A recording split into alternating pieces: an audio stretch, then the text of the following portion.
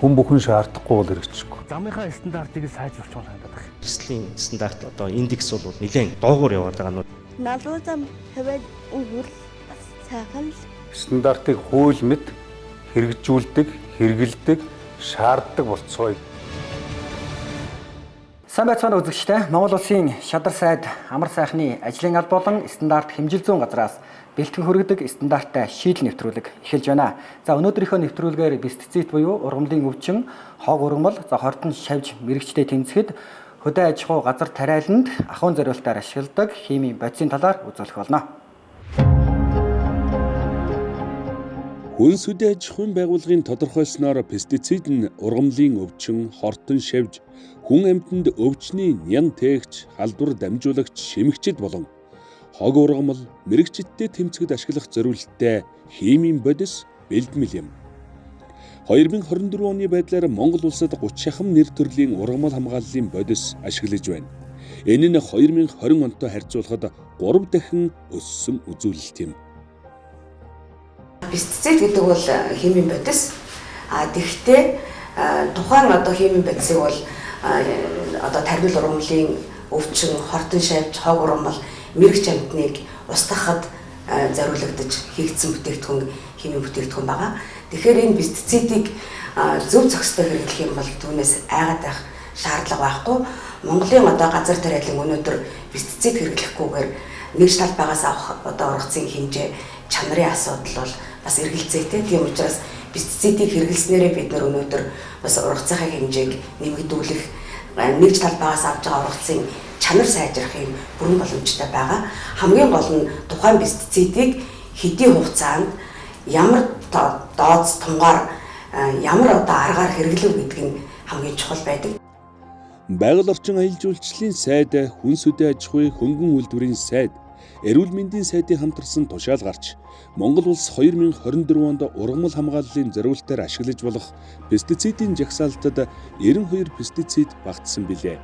Манай улсын лабораториуд дээрх 92 пестицидээс 56-г нь шинжилж хянаж байна.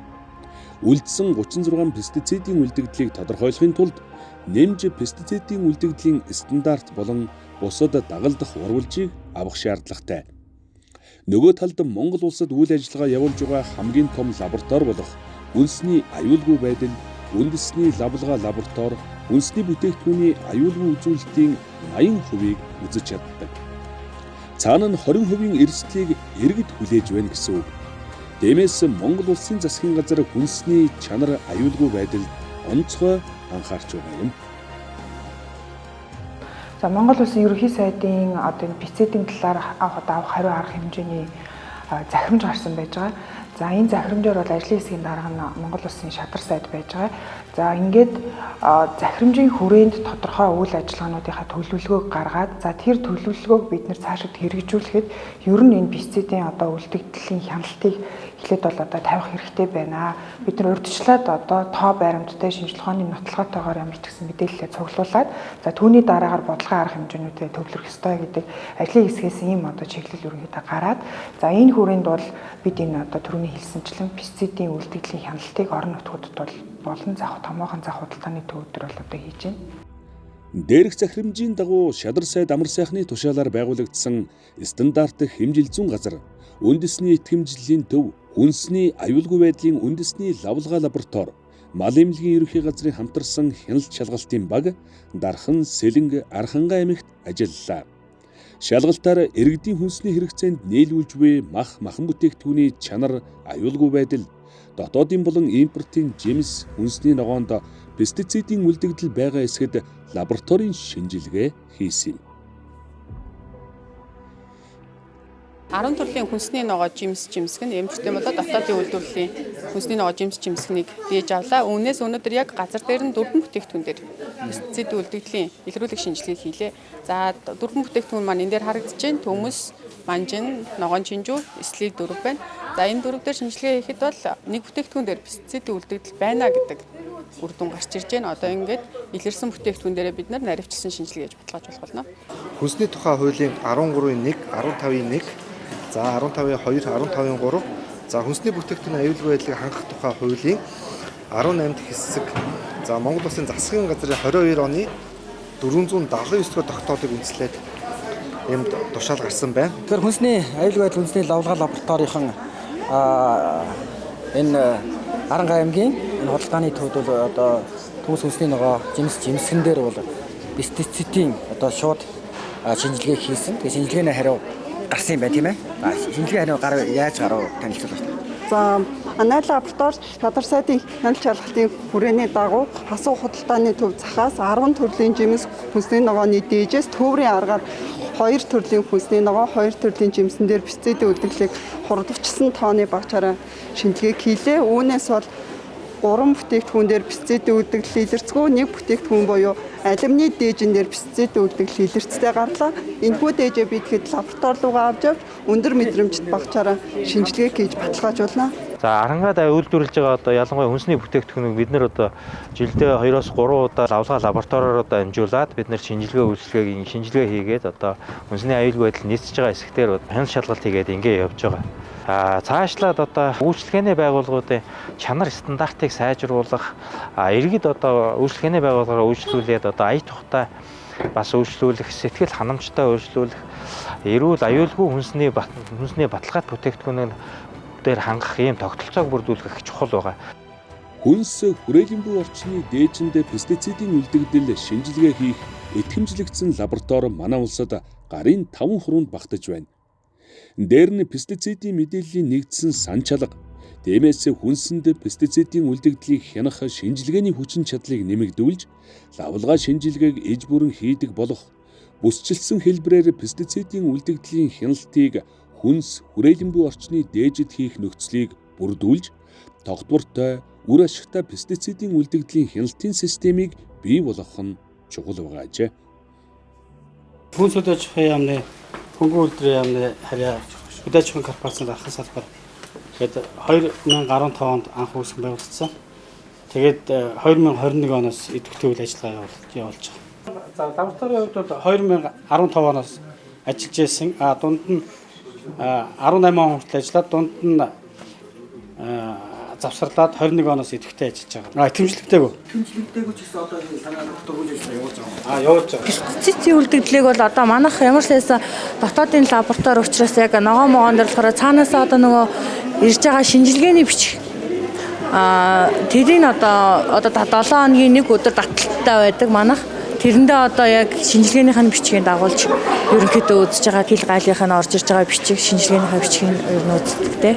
Монгол Улсын шадар сайд амар сайхны тушаалаар батлагдсан удирдамжийн дагуу хүнсний чанар аюулгүй байдлын хяналт шалгалт бол орон нутагт үргэлжилж байгаа. Тэгэхээр хөдөө орон нутагт үйл ажиллагаа явуулж байгаа компаниудын үр тарианы агуулгаас бол дээжийг авчирсан. За дээжийн хариу бол яг одоо энэ лабораторид гарсан байна. Тэгэхээр та үзэгчдэд яг шинжилгээний хариу яаж гарав тэрийг нэг товчхон танилцуулаач. Энэ хөдөө орон нутгийн агуулгуудад үр тарианы агуулгууд манайх бол танаас судалгаа хийсэн байгаа, дээж авчирсан байгаа. Тэгээд энэний үр дүнд бол энэ агуулгуудаас үр тарианы агуулгуудаас дотоод хорой зэртэй энгийн үс тачиг амьд хэлбэрээр илэрсэн байгаа. Энэ нь бол ерөнхийдөө бол агуулгын хөнөөлчээж ерөнхийдөө үр тарианы агуулгад бол бүх төрлийн үр тарианы агуулгад бол ерөнхийдөө илэрдэг. Ер нь бол манай оронд бол нэлээд хэрэг өргөн тархацсан ийм хөнөөлчөөд. Тэгэхээр энэс урьдчилан сэргийлэхийн тулд бид нар одоо юун дээр анхаарах хэрэгтэй, яах хэрэгтэй бэ? Хорой зээрийн хяналтыг бол сайн хийх шаардлагатай. Нэгдүгээр энэ дээр бол үр тарианы материалаар дамжигдаад энд орж ирэх бүрэн боломжтой байхгүй. Тэгэхээр хорой зээрийн хяналт шалгалтыг бол маш сайн байх хэрэгтэй. Тэрнээс гадна агуулгуудын халдварлт ариун цэвэр эрүүл ахуй халдварлтгуудыг сайн хийх хэрэгтэй. Саяны үрийн агуулгаас энгийн үст хачиг илэрчлээ. Тэгэхээр тэр агуулгад байгаа будааг одоо ер нь яах ёстой. Цаашид одоо ингээд эсвэл хоргоо зүйдэлт гэдэг юм халдвар зүгэлт хийгээд одоо дахин шинжилгээ одоо оруулаа тий. Цаашаа хэрэглэх ёстой юм. Үгүй бол шууд одоо ингээд устгах ёстой гэдэг юм уу? Энэ нэг бол тодорхой угаасаа өөр химийн юугаараа бол ариутгал халдваржуулалтыг хийх шаардлагатай. Тэгээд тэр нь тодорхой хугацаанд задраад тухайн хөнөөлтөд шавж маань үхэн штэ. Тэгэхээр эргэж тэрийгээ бас шинжилгээнд хамруулад тэр нь ямар хувьтайгаар 100% байхгүй болсон байна уу, устж үгүй болсон байна уу гэдэг тандал судалгаагаа хийгээд шинжилгээнийхээ үр дүн гараад энэ нь бол цаашдаа бол зүгээр бүтээгдэхүүн хэрэглээд явах бүрэн боломжтой.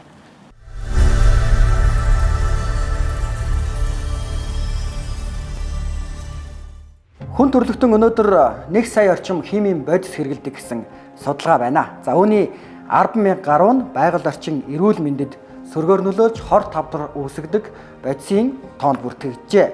За дэлхийн эрүүл мэндийн байгууллагын мэдээлснээр жилд дунджаар пестицидийн 3 сая тохиолдол, за 750,000 орчим архаг өвчлөл, за 200,000 гаруй нас баралт хөгжиж буй орнуудад бүртгэгдсэн байна.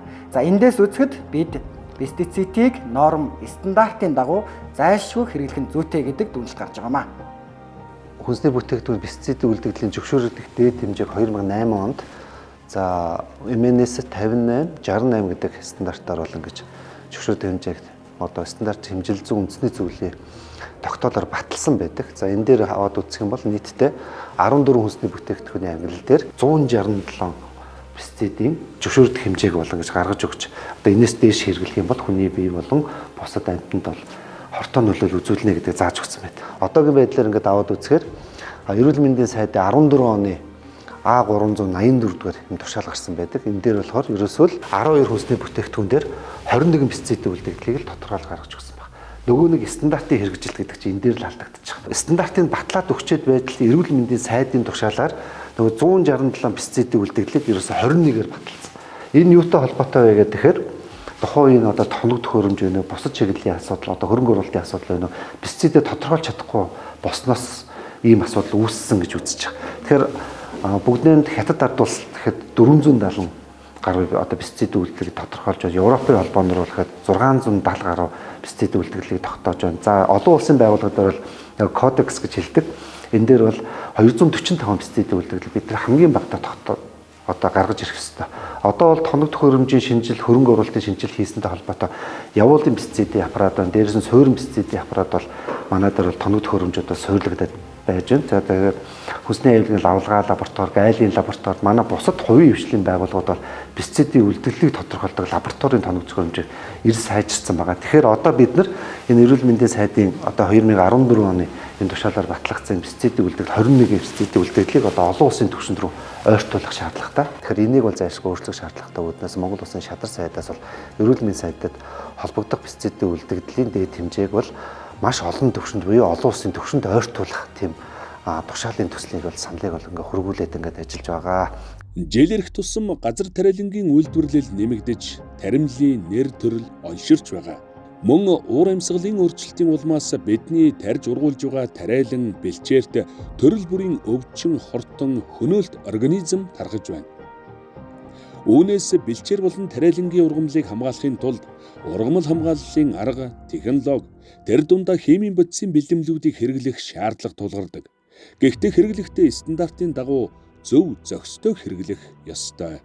Урьдчилан сэргийлэх боломж гэх юм бол дотоодын тариалалтын хувьд бол бид нар тариаланчид маань пестицид зөв тунгаар нь, зөв хугацаанд нь одоо зөв хэрэглээд цацах ёстой бол цацсан, хөрсөнд нь уусгах ёстой бол хөрсөнд нь уусгах ёстой, утаажуулах ёстой бол утаажуулах гэдэг яг нөгөө пестицид болгоныг хэрэглэх арга, найруулах тун хэмжээ гэдэг бол өөр байдаг. Яг зөв тун хэмжээгээр нь хэрэглээд гарсан бүтээгдэхүүн дээр хяналтаа тогтмол хийгээд лабораторийн шинжилгээгээ хийлгээд байвал энэ бол одоо бид нар зохистой хэрэглээд айлаас сэргийлж чаднаа. Пестицидийг хэрэглэхдээ яг одоо заавар журмынхын дагуу хэрэгжилж гэнэ үгүй юу тийм ээ гэдэг дээрээ бас анхаарах хэрэгтэй байна. Жишээлбэл одоо зарим одоо иргэд аж ахуйн нэгжүүд бол энэ бодис үйлчлэхгүй байна гэд тэр зааврыг зөрчөөд нэг удаа хэрэглэсэн юмыг 2 удаа хэрэгэлдэг. 300 грамаар гад 300 грамын нормтой юм шүү гэж заасан байхад тэрийг нэмэгдүүлээд 500 600 болгож хийж ургамлаа стресст оруулдаг.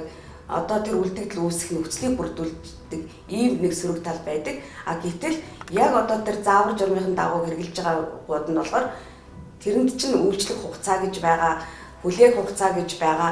Тэр журмаараа хэрэгэлсэнгүүдэд нь бол энэ одоо сөрөг мэдээлэлүүд бол үүсдэг юм аа. Тэгэхээр одоо бид нар хэрэглэгчид бид нар бол юун дээр анхаарах вэ гэхээр хин одоо аль тариаланчийн ургуулсан бүтээгдэхүүн яг технологи заавар стандартаар барьж хэрэглэсэн байх гэдэг дээр л анхаарах шаардлагатай. Импортоор орж иж байгаа бүтээгдэхүүний хувьд бол яг хил дээр энэ хяналт маш сайн байх хэрэгтэй.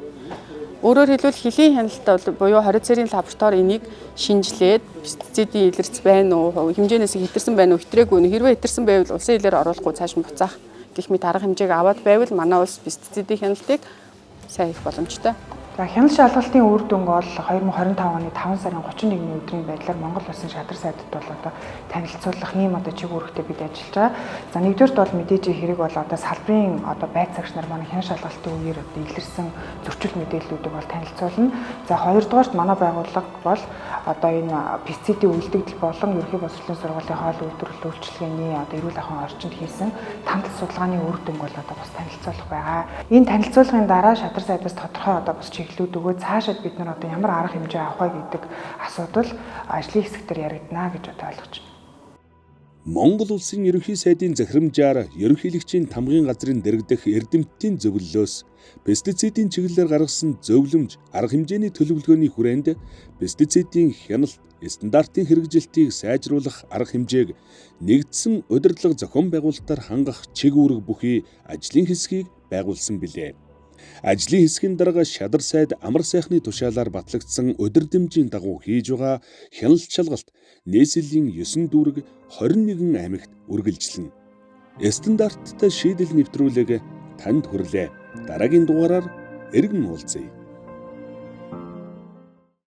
Хүн бүхэн шаардахгүй бол хэрэгжихгүй. Замынхаа стандартыг сайжруулах хандаад байна. Төслийн стандарт одоо индекс бол нэлээд доогуур яваад байгаа нь. Налуу зам хэвээд өгвөл сайхан Стандартыг хууль мэт хэрэгжүүлдэг, хэрэгэлдэг, шаарддаг болцгоё.